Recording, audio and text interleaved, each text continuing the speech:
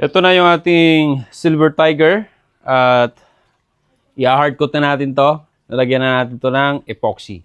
Ito yung dinip muna natin. Saka natin ngayon lalagyan ng resin epoxy para ma-hardcoat. May mga finished product na tayo rito tulad ng Golden Hunter, itong ating Kingfisher at itong Silver Red Gill. Ito ay mga hardcoat na at na-harden na siya. Ready na rin ito na linisan. Ito yung ating Golden Hunter na 18 grams. At meron din na rin tayo ritong Redhead na 28 grams. At yung ating Kingfisher na 28 grams. At yung ating Silver Red Gill 28 grams.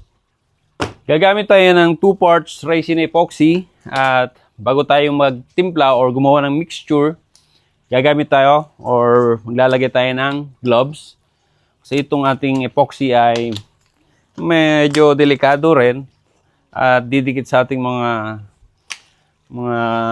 balat at pwede rin dumikit sa ating kamay at sa ating mga damit. So pagka gumamit tayo ng gloves, madali na lang natin tanggalin at i-dispose. Sa pagtimpla natin ng resin epoxy na 2 parts, gagamit tayo ng plastic cup at itong ating measuring scale. Ito ay digital. Itong resin epoxy natin gagamitin, ang kanyang ratio ay 1:1. 1% dito sa resin at 1% naman dito sa hardener. Ito na yung mixture na nagawa natin.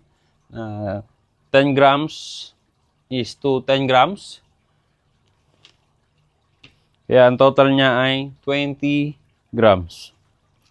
Haluin lang natin itong ating mixture. At meron tayo ritong nakaready na panghalo. Ito yung plastic ng ating disposable brush. Kinuha na natin. Sa paghahalo nito, dahan-dahan lang para hindi mag-create na maraming bubble yung ating mixture. Ang paghalo nito, around 3 to 5 minutes. Then, pagpapahinga na lang natin bago natin to i-apply sa ating mga lure.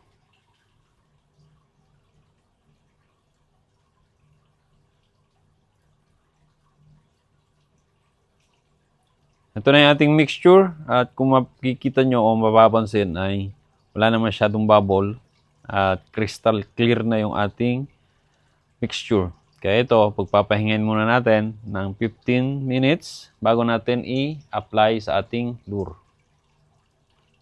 Ito nga pala yung ating lure turner. Ito ay DIY. Ito ay galing sa oven.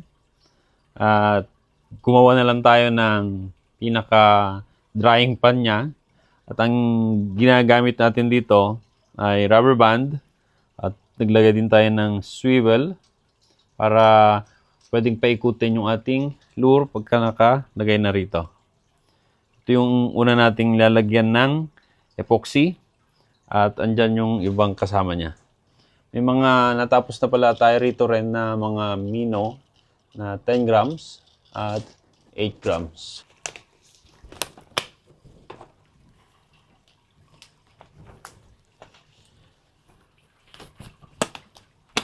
So ready na itong ating mixture.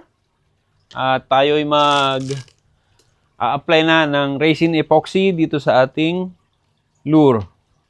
Tatanggalin na natin itong wire dito sa may bandang itaas. At gagamit tayo ng forceps.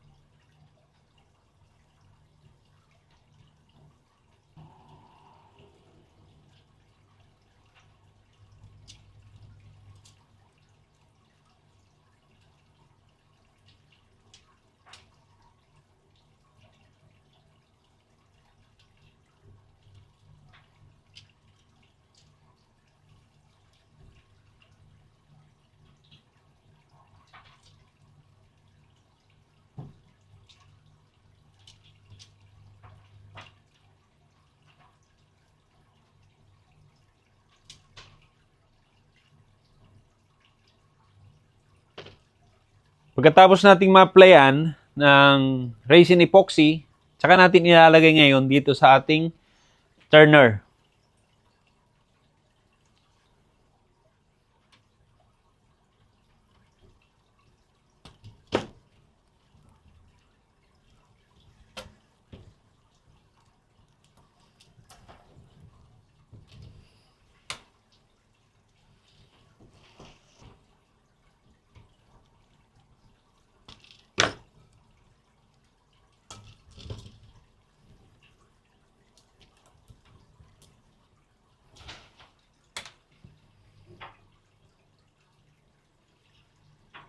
So ito, tapos na natin na lagyan lahat ng epoxy.